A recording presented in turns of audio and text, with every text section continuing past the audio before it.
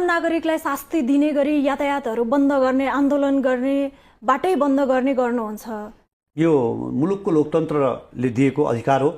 तपाईँ सञ्चारकर्मीहरूले आफ्ना मागहरू राज्य मार्फत यदि सम्बोधन भएन भने, हाम्रा तपाईँहरूका समस्याहरू समाधान यदि भएन भने तपाईँहरूले के गर्ने हो? यही कलम बन्द गर्ने हो, यही मिडिया तपाईँहरूले बन्द गर्ने हो, होइन? आफ्ना कुराहरू यसै मार्फत गर्ने हो। हामीले गएर यातायात क्षेत्रमा हामी काम गर्ने, अनि कृषिमा चाहिँ किसानको खेत बन्द गरिदिनु, त्यहाँ पानी लानु भएन, खेत रोप्नु भएन भनेर बन्द गर्न जाने होइन। देश हामी बन्द गर्न अरूहरूको जाँदैनौँ।